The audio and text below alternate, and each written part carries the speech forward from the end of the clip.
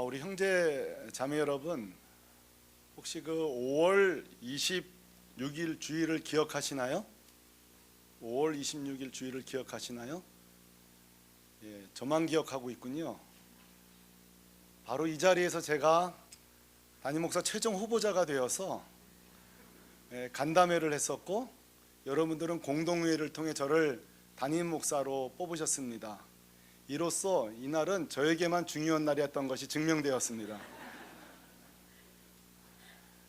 자, 5월 26일 날 저는 여러분의 담임 목사로 결정된 후에 한 달이라는 시간을 보내고 6월 30일 날 이 교회 첫 설교를 하러 왔습니다.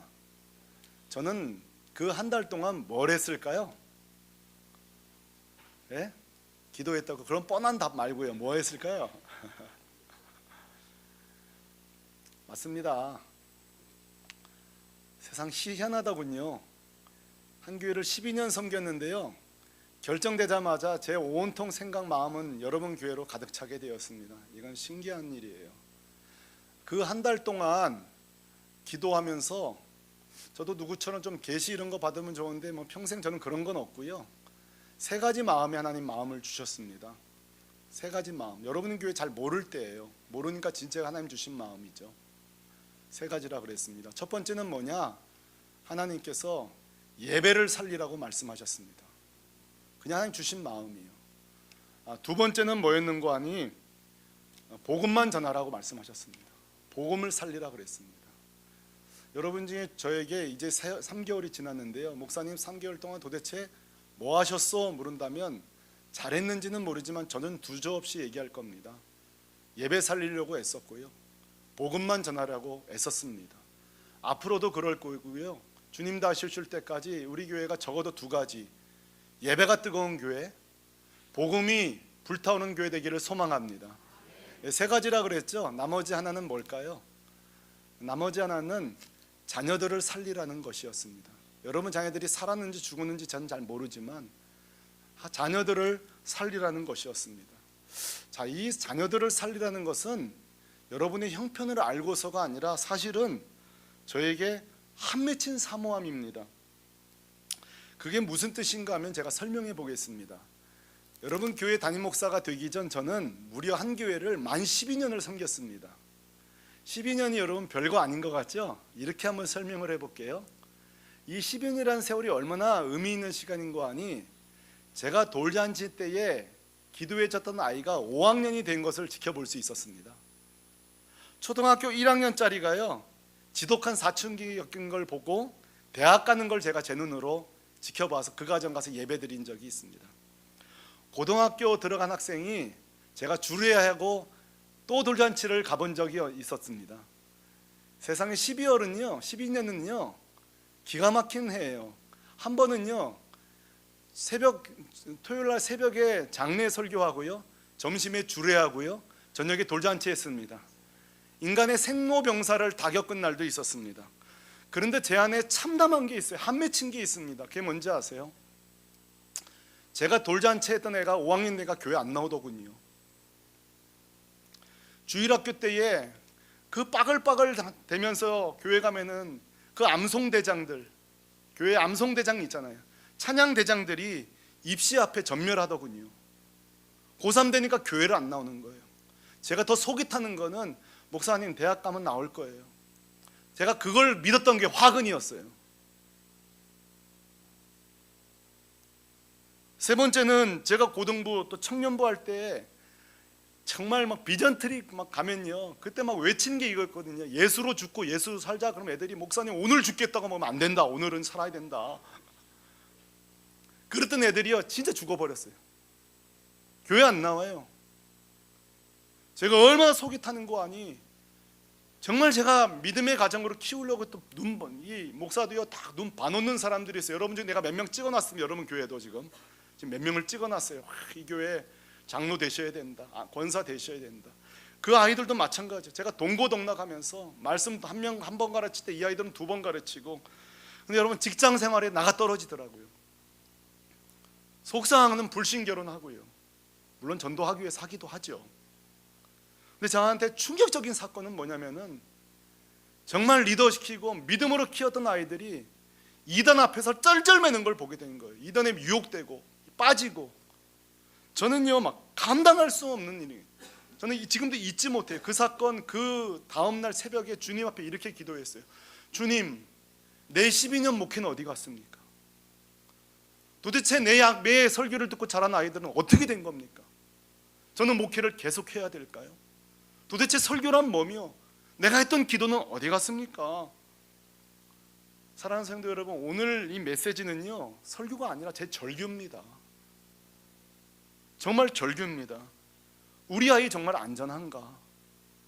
사랑하는 형제자매 여러분, 여러분에게 묻고 싶어요. 우리 새밀끌 공동체 아이들 안전합니까?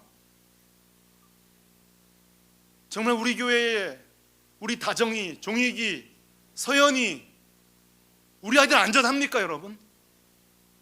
뭘로 보장하시겠습니까? 우리 현이, 소정이 진짜 이 아이들 결혼하고도 예수 잘 믿을까요? 진짜 이 아이들 입시 앞에서 주님 계속 붙들까요? 저는요 우리 교회 복도가 좁잖아요. 제가 만날 때마다 안아주는 이유가 있어요. 예배 끝나고 나갈 때 안아주는 이유가 있어요. 그거 뭐 내가 걔네들 잘 보여가지고 뭐 사탕 하나 얻어먹겠어요? 난 고마운 거예요. 이 아이들이. 제가 여보 새벽마다 기도하는 꼭 3가지가 있습니다. 우리 금요일날 기도했잖아요. 새벽마다 우리 아이들에서 꼭 기도하는 거 3가지 있습니다. 첫째 이거예요. 주님, 이 아이들 평생 예수님 잘 믿게 해주십시오. 두 번째, 평생 교회 떠나지 않게 하여 주십시오. 이제는요 뭐 한 3, 4년만 지나면 미국 저 뉴욕 2시간 만에 간대요. 그러니 아침에 뉴욕 갔다 오겠습니다 이러는 거예요. 애들이 어디로 갈지 몰라요. 그러니까 3번째 기도에 뭔지 아십니까? 좋은 목회자 만나게 해주십시오. 이제 막 흩어져 살 거니까 여러분 평생 이 기도해 주시기를 바랍니다. 그런 의미에서 저는 오늘 이 디모데를 볼 때에 너무 가슴이 설레이는 거예요.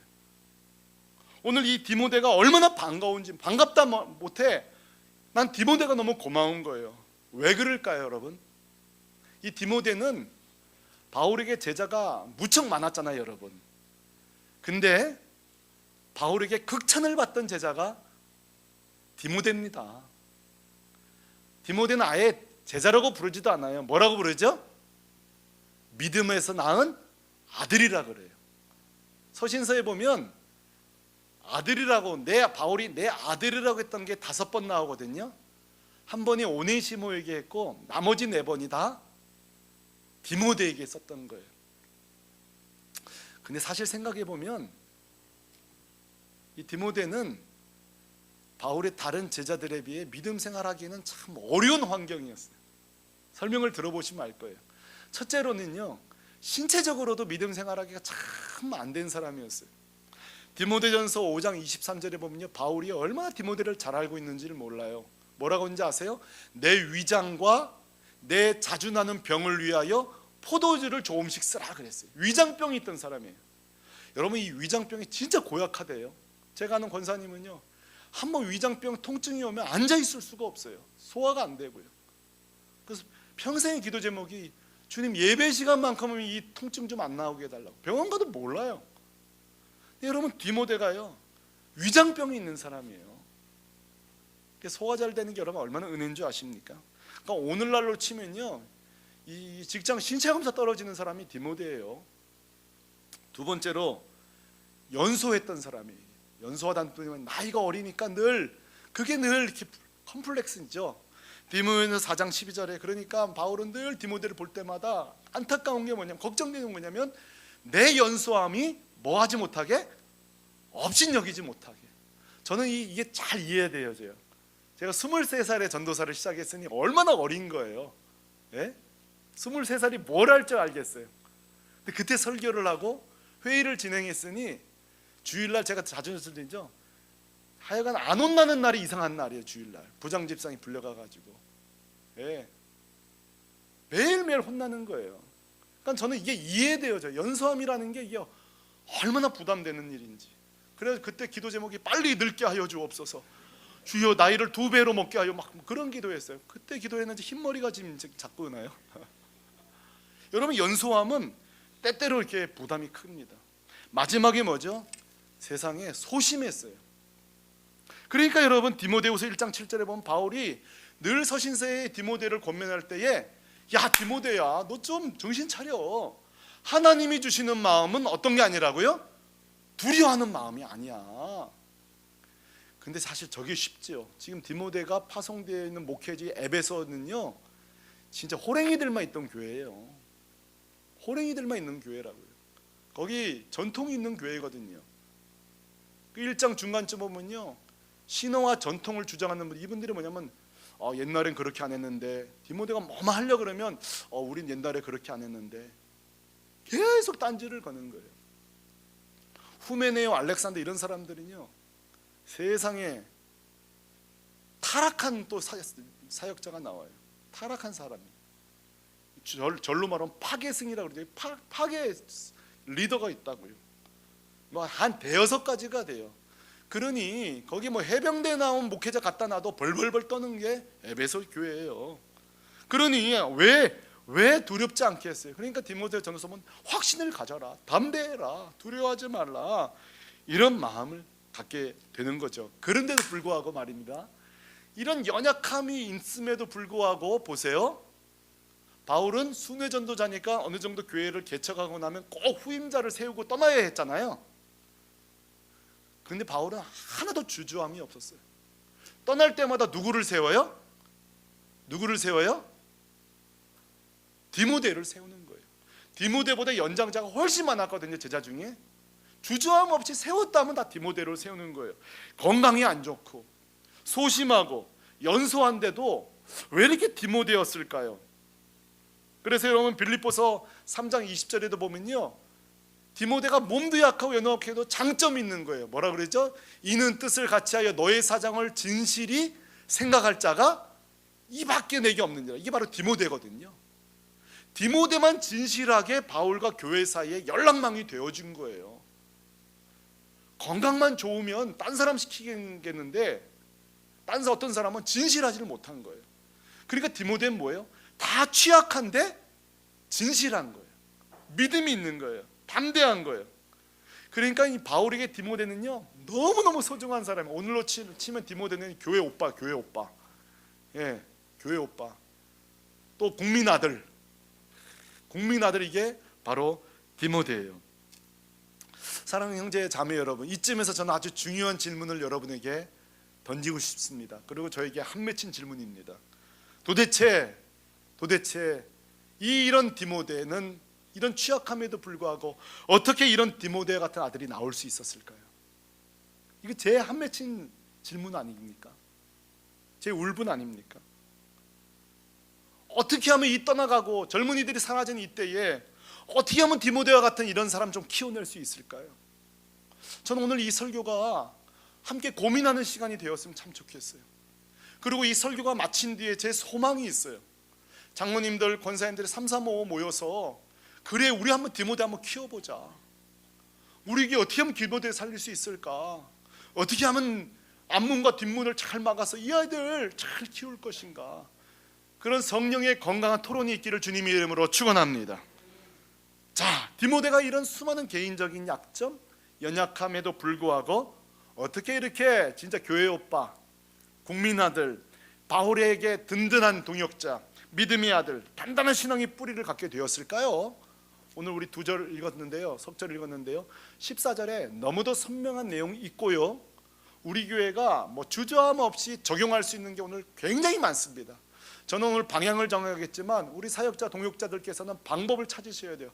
아하, 오늘 말씀을 듣고 우리 교회 이거 적용할 수 있구나. 자, 14절입니다. 어떻게 이렇게 디모데를 키워낼 수 있을까? 같이 한번 큰 소리를 읽습니다. 시작.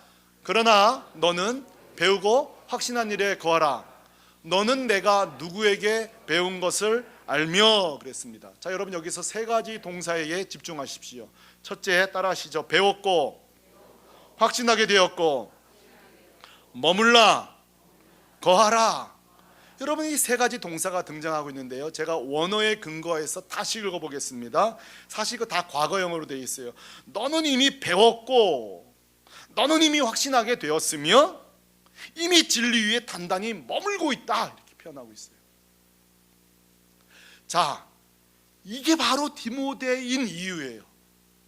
건강에 문제가 있어도, 연약해도, 연소에도 바울이 항상 디모데를 쓸 수밖에 없는 이유, 그는 이미 완전하게 배웠고 확신하게 되어 있으며, 여러분 이 확신한다는 단어는 무슨 뜻인지 아세요? 확신되었다는 수동태입니다만 이제는 알 뿐만 아니라 말할 수 있는 거예요. 말하게 된 거예요. 자, 여러분 보세요.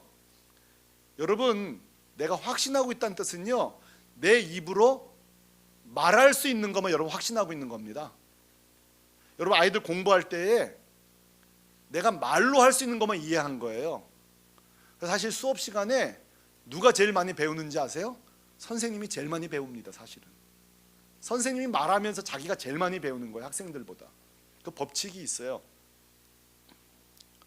여러분 복음도 여러분의 입으로 말할 수 있어야 돼요. 그래서 복음도 뭐예요? 마음으로 믿어 의에 이르고 입으로 시인하여 구원에 이르느니라 그랬죠. 할렐루야. 말할 수 있어야 되는 거예요. 지금 디모데는요, 알 뿐만 아니라 말할 수 있는 거예요. 그걸 결과적으로 진리 위에 머물러 있다 표현하는 거예요. 자, 도대체 디모데는 뭘 배웠고 뭘 말할 수 있게 되었으며 도대체 어떤 진리 위에 머물 수 있게 된 걸까요? 15절입니다. 이 15절 정말 영광스러운 말씀, 암송말 뿐만 아니라 의미를 알아야 돼. 같이 읽습니다. 시작. 또 어려서부터 성경을 알았나니 성경은 능히 너로 하여금 그리스도 예수 안에 있는 믿음으로 말미암아 구원에 이르는 지혜가 있게 하느니라. 아멘. 자, 어려서부터 디모데가 알 게 뭐예요? 성경을 알았나니 그랬어요.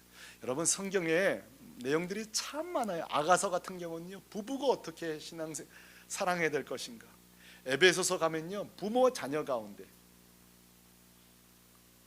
여러분 또 데드로전서에 가면은 직장 생활에 대한 내용도 있습니다. 구약으로 가보면은 우리가 계약을 어떻게 맺을 것인가, 수많은 내용들이 있습니다. 그러나 기억하십시오. 성경을 한 문장으로 얘기한다면 예수 그리스도입니다. 성경에서 우리가 얻을 수 있는 수많은 이익이 있습니다만 가장 중요한 이익은 뭐예요? 예수 그리스도를 믿음으로 말미암아 구원에 이르는 지혜가 있느니라. 할렐루야. 여러분 지금 디모데가 뭘 배웠고 뭘 말할 수 있게 되었으며 어떤 진리 위에 머물게 됐다는 거예요? 딴 거 아니에요. 복음인 거예요. 예수 그리스도는 거예요. 뭐 암송을 많이 했다, 디모데 교회 나온 지 오래다, 그거 필요 없는 거예요. 지금 디모데가 확신하고 있는 거, 분명히 알고 있는 게 뭐예요? 예수 그리스도. 예수 믿어야 구원받는다. 이 예수는 다른 사람에게도 증거해야 된다. 이 확신이 있는 거예요. 여러분 오늘 숙제를 제가 또 내리는데, 여러분 제가 설교 시간에 숙제 좀 내드리죠. 다 하고 있습니까? 식사하셨습니까 지난주? 예, 할 줄로 믿습니다. 예, 이번 주 숙제는 뭔가 하면 우리 아이들이 복음을 알고 있는가 보다 말할 수 있는가 한번 해보는 겁니다. 야, 너 오늘 죽어도 천국 갈 수 있니? 물어보십시오.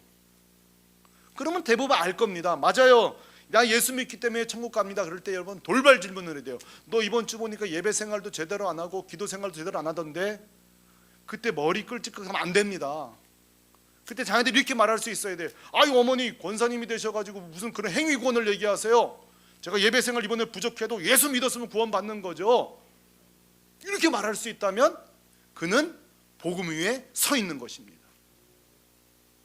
아, 너 요즘 기도 생활 약하던데 구원 받겠어? 어머니, 아버지, 제가 기도는 부족해도 예수 믿으면 구원 받는다고 했는데 그게 무슨 말씀이세요? 그게 바로 복음을 알 뿐만 아니라 확신하고 있는 거예요. 이번 주 숙제입니다. 여러분이 해킹 구원에 대해서 돌발 질문했을 때 진짜 끝까지 진리로 구원으로 붙들고 있는지, 저는 이런 말씀을 보면서 정리를 해보는 거예요. 야, 이 디모데가 키워진 생태가 이것이구나. 여러분 그 물 상태에다 어종의 생태가 어종이 달라지잖아요. 그렇죠? 논밭도 상태에 따라 사과 크기가 달라지고 되는 나무가 있고 안 되는 거 있잖아요. 자, 여러분 디모데가 키워지는 생태는 뭔지 아십니까? 복음의 생수가 있어야 돼요. 복음이 분명한 교회예요. 예수 그리스도를 분명히 가르치는 교회예요. 예수를 철저히 가르치는 교회에 디모데가 나올 줄로 믿습니다. 알 뿐만 아니라 우리 아이들이 유치부든 초등부든 청년부든 우리 청소년부든 말할 수 있어야 돼. 복음에 대해서. 제가 깨달은 게 있어요. 그렇구나, 나는 그동안 12년 동안 열심히 가르쳤지 확신에 이르게 하지는 못했구나. 여러분, 설교가 그렇잖아요. 제가 여러분 이 시간 설교할 때 확인할 길이 없어요. 여러분 또 노련하셔가지고 주무시다가 또 때가 되면 아멘 딱 이렇게 하시면서 정확하게 호흡을 맞추는 척을 해주세요. 그러면서 나가면서 또 적당히 목사님 은혜 받았습니다. 딱 그럴 때 제가 오늘 은혜 내용 3가지만 얘기하세요 그러면 죄송합니다 그러면서 이제 그러니까 여러분 저한테 은혜 받았단 말 절대 하지 마세요. 분명히 3가지 묻습니다. 뭐 때문에 은혜 받았습니까? 1, 2, 3. 그럼 오늘부터 아무도 안 하시겠네요. 아하, 신앙은 따라하십시다. 신앙은 확신 싸움이구나. 그래서 너는 배우고 확신한 일에 거하라. 여러분 디모데후서가 그거 아십니까? 바울이 68년도에 네로 황제에게 처형당하거든요. 그리고 67년 전에 7년도에 쓰여졌으니 1년 전에 쓴 거예요. 무슨 말이에요? 죽음을 직감한 거예요. 죽음을 직감하고 쓴 게 3가지. 디모데전후서, 빌레몬서. 우리 이걸 향해서 목회서신이라고 해요. 굉장히 개인적인 서신이죠. 저는 그래서 마지막으로 할 말이니 얼마나 대단한 말을 적었을까 관심을 많이 갖고 읽어보니까 딴 거 아니에요. 내가 이미 한 말을 배우고 확신해라. 여러분 자꾸 새로운 말씀, 새로운 복음, 새로운 강사, 무슨 스타 강사 그런 거 중요치 여기지 마세요. 우리에게 중요한 것은 하나라도 바르게 알고 확신하는 줄로 믿습니다. 그렇구나, 내가 그동안 12년 동안 실패한 게 이거구나. 복음을 열심히 전했지만 확신하고 있는지를 확인하지 못했구나. 사랑하는 우리 공동체 여러분, 우리 유치부, 초등부, 청소년부, 여러분 자녀들 복음을 배웠고 확신에게 거하고 있는지 이번 주에 점검하시기 바랍니다. 그게 우리의 사명입니다. 그렇다면 또 궁금증이 생기는 거, 어떻게 이렇게 디모데가 확신 인생이 되었을까? 왜 이게 궁금한 거 하면은 바울과 디모데가 만난 것은 나중이란 말이에요. 근데 오늘 말씀 보면은 어려서부터 배웠다 그랬거든요. 어려서부터. 이 원어에 보면은 이 어려서부터라는 말이 지속 배워왔다는 거예요. 단회적인 게 아니에요. 주일날만 가까이 와서 배운 게 아니라 지속적으로 배웠다는 뜻이에요. 그렇다면 가정이 뭔가 있었던 거예요. 여러분 디모데가 도대체 가정이 어땠길래 또 하나 바울의 영향력뿐만 아니라 이 디모데를 키워낸 가정의 생태는 어떨까요? 디모데후서 1장 5절을 여러분에게 소개합니다. 여기에 그 정말 놀라운 일이 있습니다. 우리가 오늘 적용할 만한 것입니다. 디모데후서 1장 5절 말씀입니다. 앞에 나오군요. 같이 읽습니다. 시작. 이는 내 속에 거짓이 없는 믿음이 있음을 생각합니다. 이 믿음은 먼저 내 외조모 로이스와 내 어머니 유니게 속에 있더니 내 속에도 있는 줄을 확신하노라. 비결이 뭐예요? 외할머니와 어머니가 말씀을 가르친 거예요. 그럼 우리 오는 형제들은 진짜 이게 체면이 아니잖아요. 왜냐하면 성경의 원래 원칙은 쉐마, 아비드라 이렇게 시작되거든요. 자녀 교육의 최종 권위를, 최종적인 책임을 아비들에게 물어요. 아비드라 이렇게. 근데 오늘 본문 보면 아비가 없어요. 그 이유는 사도행전 16장 1절에 보면 디모데의 아버지가 헬라인이었다는 것을 우리는 알게 되어져요. 여러분 이게 왜 디모데의 신앙생활에 큰 결격사유인지를 제가 설명해 볼까 합니다. 자, 여러분 사람마다 어떤 다움이라는 게 있잖아요. 그렇죠? 학풍이 있죠. 다움. 저도 대학 다닐 때 제 학풍이 있었거든요. 저희 학풍은 다 유학 가는 학풍이었어요. 그래서 많이 유학을 갔어요. 또 우리 한기수위는 다 개척하는 학풍이 있었어요. 또 다 개척을 하는 거예요. 분위기가 있죠. 또 다움이라는 게 있어요. 자, 여러분 헬라인 다움이라는 게 있어요. 자, 헬라 사람 남자라면 헬라 사나이라면 하는 게 2가지예요. 첫 번째가 뭐냐면 점성술이었어요. 그 당시 남자라면요, 이 별을 연구하는 거예요.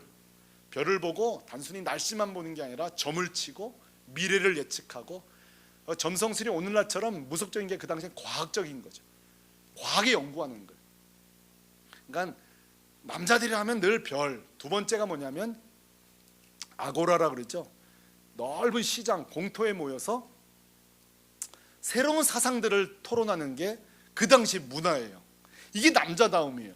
그래서 여러분 사도행전 17장 21절에 보면은 그 아덴 사람에 대한 소개가 나오거든요. 그 아덴 사람에 대해서 이렇게 말해요. 모든 아덴 사람과 거기서 나그네 된 외국인들이 뭐라고요? 가장 새로운 것을 말하고 듣는 것 이외에는 달리 시간을 쓰지 아니하는 자. 뭐라 그랬어요? 새로운 사상, 어디 뭐 새로운 거, 항구에 배 들어왔다 그러면 이번에 또 무슨 신문물 신사상이 없나? 여러분 이게 바로 당시의 남자다움이었어요. 그러니까 디모데가 사실은 아버지 영향을 받았다면 이렇게 믿음의 사람이 될 수 없는 거죠.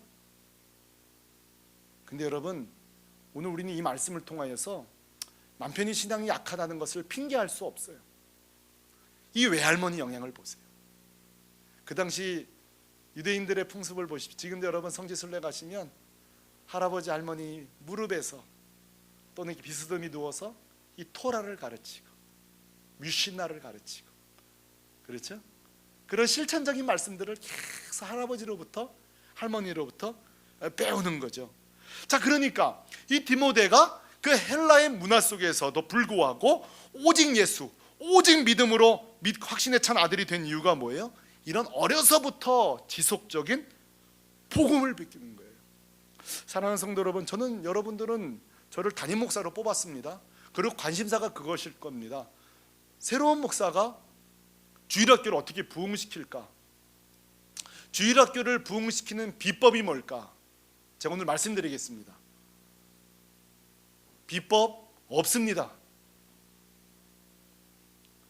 다시 질문해 주시면 제가 대답할게요. 이렇게 질문해 주시면 교회가 자녀를 잘 키울 수 있는 문화를 어떻게 만들고 습관을 만들 건지는 대답할 수 있습니다. 그러나 비법을 묻는다면 저는 없습니다. 어떤 이벤트를 해법을 원하라면 저는 답할 게 없습니다. 왜요? 디모데는 비법으로 나온 게 아니에요. 이벤트로 나온 게 아니에요. 어려서부터 꾸준히 그냥 복음을 계속 가르친 것뿐이에요. 꾸준히 하나님 말씀을 가르친 것뿐이에요. 다시 말해서 복음의 비법은 없지만 복음의 문화가 있고 복음의 습관이 있는 거예요. 계속 우리가 살펴야 될 게 꺼진 불만 살필 게 아니라 복음이 꺼졌는지를 우리가 계속 살피는 것, 그게 복음의 문화예요. 습관이에요. 지난주 샘터지기 모임을 하면서요, 그날 우리 주제가 이런 것이었어요. 나에게 신앙에 영향을 끼친 사람이 누군가, 이런 거였어요. 그때에 제가 이제 허락을 받았으니까 당사 우리 조한철 집사님께서 이런 얘기, 제가 아주 감동적인 얘기를 드렸어요. 우리 다 이제 나눔을 했어요. 영향을 받던 청년 때, 젊은이 때. 근데 집사님이요, 5살 때 신앙에 영향을 주신 분이 있다는 거예요. 5살 때 기억나세요, 여러분? 기억나더라도 신앙에 대한 내용이 기억나세요? 제가 얼마나 감동을 받냐면 강도사님께서 전 집사님을, 그때는 완철이죠. 예, 죄송합니다. 할 수 없어요. 이야기상 완철이를 무릎에 이렇게 앉히고 이렇게 얘기했다는 거예요. 어려움이 앞으로 올 거다. 그때마다 기도와 찬송을 계속해라. 자, 여러분 들으세요. 지금까지 그 얘기가 가장 인생이 어려울 때마다 그 얘기가 계속 떠올랐다는 거예요. 제가 그래서 그날 공부 끝나고 이렇게 선포했어요. 조한철법을 내가 오늘 개설한다고. 조한철법. 이게 제 농담 아닙니다. 여러분 조한철법이 뭔지 압니까? 애들 복도 지나갈 때 그냥 지나보시면 안 돼요. 한번 다 안아주시는 거예요. 안아주면서 너는 잘 될 거야. 예수님 널 사랑하셔. 하실 수 있습니까? 이건 하실 수 없어도 해야 돼. 조한철법이니까. 오늘 법으로 제정하는 거. 당회 통과 사후에 나중에 제가 처리하겠습니다. 이게 여러분 조한철법이에요. 어린아이들 지나갈 때마다 주님 널 사랑해. 청년들 지나갈 때마다 너 우리 교회 기둥이야. 항상 기도하고 찬송해야 돼. 여러분 1부 예배, 2부 예배 드리시죠? 가끔씩 1부 예배 드리십시오. 왜 1부 예배 드리냐? 그리고 2부 예배 때 부서들 좀 방문하십시오. 몰라 좀 부담스러워할지는 모르겠지만 방문하십시오. 가서 좀 떡볶이 값도 여름 성경학교 아니더라도 좀 주고요. 뒤에서 중보기도 하고 뭐가 좀 필요한가. 그러니까 다음번부터는 2부 예배 이렇게 많이 나오시면 안 돼요. 네? 1부 예배 많이 드리세요. 아시겠죠? 1부 예배 대답 안 하시네요. 그래도 저는 가는 거예요. 1부 예배 좀 드리시고 2부 어린 예배 들어가는 거예요. 그러고 수고해. 내가 뭐 도울 거 없어. 이게 여러분 조한철법이에요. 사랑하는 성도 여러분, 제가 또 디모데를 키워낼 수 있는 이야기를 하면서 조금 더 복음적인 문화, 습관을 몇 가지 소개하겠습니다. 욥입니다. 욥기서에 난 욥. 욥은요, 이 복음의 문화가 뭐가 있냐, 파티 문화가 있었어요. 그게 뭡니까? 자식 7이 있었잖아요. 생일 때마다 모여서 식사한 후에 반드시 욥은요, 사람 수만큼 번제를 드렸다고 그랬어요. 그 이유가 이것입니다. 혹시나 하나님 앞에 입으로라도 범죄했을까 봐. 굉장히 불편했을 거예요. 그것도 파티 끝난 그날이 아니라 돌아간 다음 날 또다시 오게 해서 번제를 드렸다는 거예요. 뭐 근처 살았는지는 모르겠지만 이게 얼마나 자녀들에게 불편한지 몰라도 안전했을 거예요. 복음은 안전했을 거예요. 신앙은 안전했을 거예요. 이게 욥이 우리에게 보내준 복음의 문화입니다. 습관입니다. 현대판 욥을 소개하겠습니다. 제가 청빙설교 1부 때 한번 썼던 내용일 수도 있어요. 제가 아는 장모님 가정은요, 매달 가족 식사를 정하셨더군요. 매달 몇째 주 목요일, 이날은 무조건 시간을 비워놔라. 근데 지혜로운 게 있어요. 며느리 좋아하는 식당 가는 거예요. 꼭 며느리 좋아하는 식당. 참, 이런 세상이 됐습니다. 예. 그래가지고 그 며느리 좋아하는 가서 또 복음 전하고 예수 전하고, 그렇죠?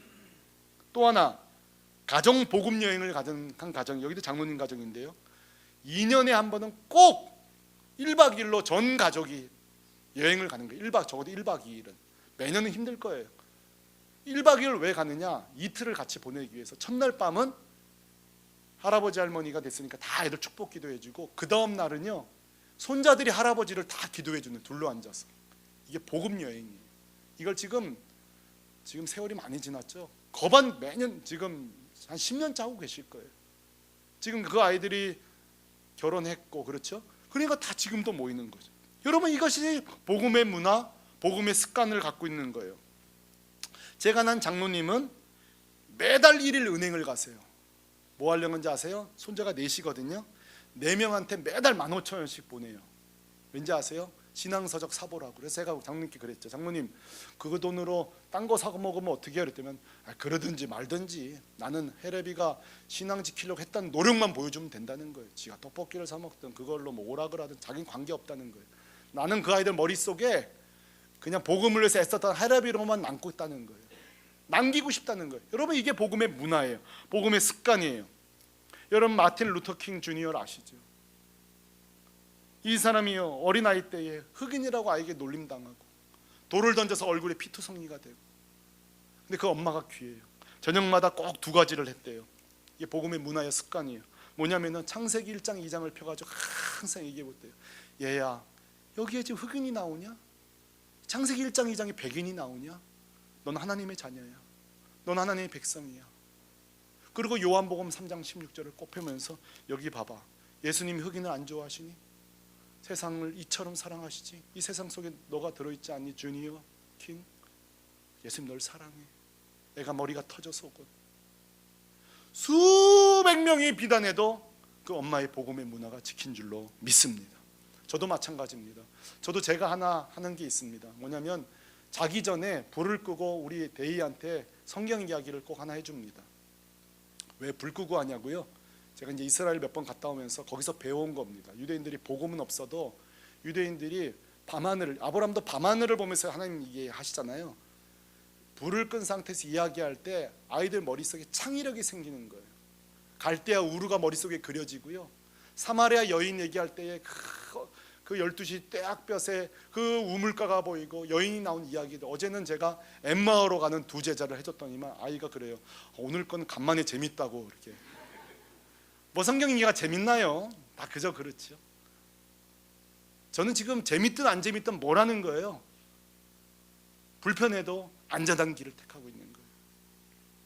또 하나, 하지 말아야 될 문화도 있습니다. 하지 말아야 될 문화도 있습니다.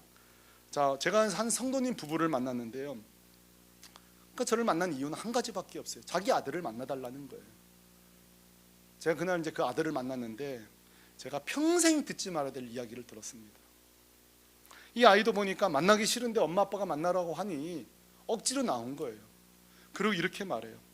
목사님, 진짜 오늘 자기가 나오기 싫은데 나왔다는 거예요. 이런저런 얘기하면서 물어봤어요. 뭐 이렇게 저는 이제 사명이 다시 교회 나오게 하는 거잖아요. 근데 이 아이가 이런 얘기를 해요. 정말 기가 막힌 얘기를 해요. 목사님, 난 정말 이해가 안 된대요. 뭐가 이해가 안 되냐 그랬더니만 자기는 목사님 주일 저녁마다 괴로웠다는 거예요. 그게 뭔 소리냐 그랬더니만 집에 올 때만 엄마 아빠가 집에 주일 예배 끝나고 집에만 오면 맨날 성도 욕하고 교회 욕하고 목사님 욕을 한다는 거예요.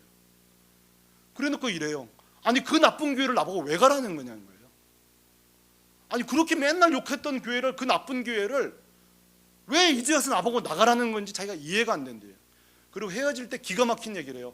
아, 목사님 치고는 굉장히 친절하시네요 그래요. 여러분, 도대체 얘 머릿속에 목사는 도대체 뭡니까? 괴물입니까? 도대체 목사라는 사람은 이 아이 속에 어땠길래 목사님 치고는 굉장히 친절하시네요. 제가 무슨 얘기 했을까요? 시작부터 마지막까지 미안하다 그랬어요. 내가 목사로서 미안하다 그랬어요. 그리고 목사님이 왜 미안한? 아니, 내가 미안해. 내가 미안해. 내가 목사로서 미안해. 내가 교회 목사로서 정말 미안해. 미안해. 내가 사과하마. 그때 제가 얼마나 충격받았냐면, 저도 그랬거든요. 저도 부목사 시절에 애들 집에 있는데도 교회 막 목사님 얘기도 하고 다른 목사 욕도 하고 동료 욕도 하고. 사실 여기 누가 자유하겠어요? 근데 우리 아이들 마음은 병들어가고 있었던 거예요. 교회하면 추억이 없는 거예요. 교회하면 기쁨이 없는 거예요. 그 나쁜 교회를 왜 이제 와서 나가라는 거예요? 제가 여러분 그 아이를 만나고 온 후에 결심한 게 있어요. 결심한 게 있어요. 진짜 우리 아이들 앞에서 먼저 우리가 교회로 행복하자. 사랑하는 샘물길 공동체 엄마 아버지 여러분, 우리 샘물길 공동체 여러분, 제안합니다. 우리 교회가 부흥되기 위해서 첫 번째로요, 저와 여러분이 먼저 복음으로 행복할 수 있기를 바랍니다. 기쁠 수 있기를 바랍니다. 차 타고 집에 귀갓길에 여보 오늘 찬양 너무 좋지 않았어? 여보 난 요즘 교회 가는 게 너무 좋아. 난 그런 분이 나올 수 있기를 바랍니다. 집에 돌아가서 엄마 아빠 오늘 무슨 좋은 일 있었어요? 야 나는 교회가 왜 이렇게 좋냐? 샘물길 교회가 왜 이렇게 좋아? 한번 따라하시죠. 옆 사람이 한번 얘기하시죠. 왜 이렇게 우리 교회 좋아요? 여러분 아멘이십니까? 혹시라도 속상한 일이 있으시더라도 말이에요, 저 때문에 상처받는 일이 있더라도요, 그 영혼들을 위해서. 근데 우리가 쇼할 수는 없잖아요. 연기할 수는 없잖아요. 그러니 우리가 결심하시죠. 우리 교회 여러분 먼저 행복하실 수 있기를 바랍니다.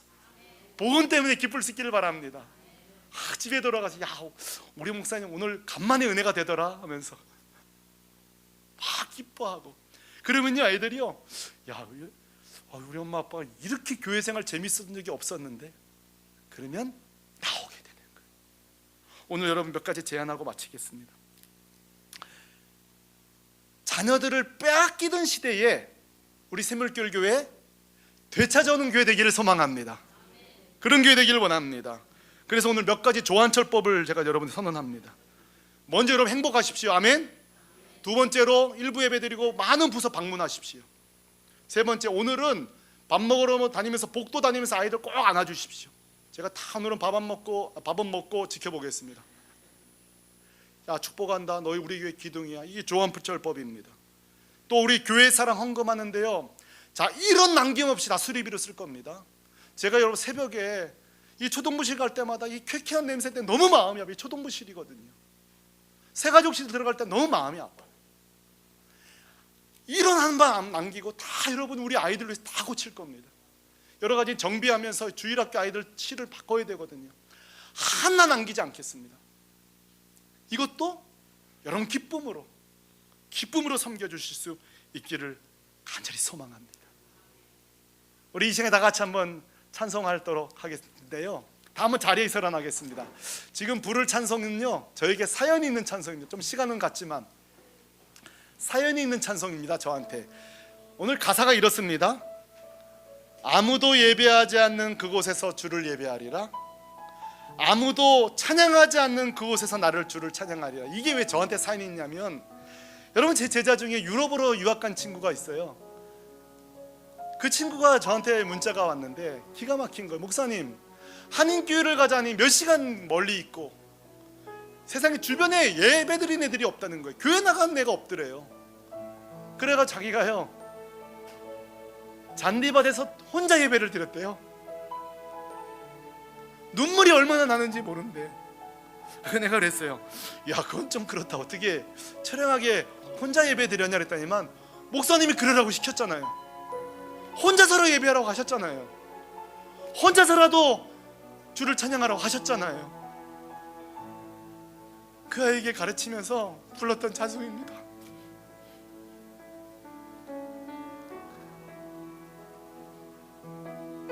우리 이 찬송 우리 하나님께 부르면서 우리 아이들 우리가 지켜야 됩니다. 우리가 살려야 됩니다. 다 같이 찬송하면서 옆 사람 의식하지 말고 이 교회를 생각하면서 아이들 생각하면서 찬양하시겠습니다. 아무도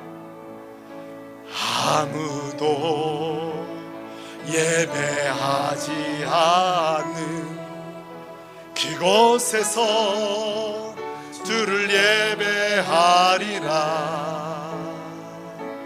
아무도 찬양하지 않는 그곳에서 나 주를 찬양하리라. 아무도 헌신하지 않는 그곳에서 주께 헌신하리라. 아무도 증거하지 않는 그곳에서 나 주를 우리 두 손 들고 다시 한번요. 아무도 예배하지 않는 그렇습니다. 그곳에서도 예배할 것입니다. 주를 예배하리라. 아무도 찬양하지 않는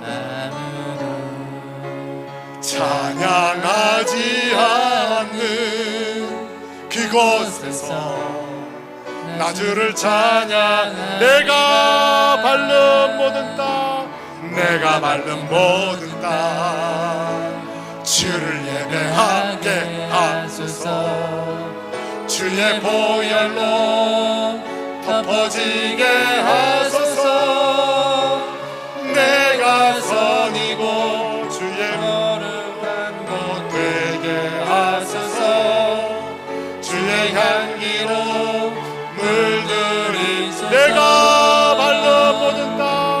내가 밟는 모든 땅 주의 예배하게 하소서. 주의 보혈로 담대하게 하소서. 내가 선이고 주의 거룩한 곳 되게 하소서. 주의 향기로 물들이소서. 우리 다같이 이 시간에 합심하여 기도하겠습니다. 여러분 자녀를 보면서 기도하시고요. 우리 자녀를 보면서 기도할 때 하나님, 디모데 키워내는 교회 가정 되게 하여 주옵소서. 디모데 키워내는 교회 되게 하여 주옵소서.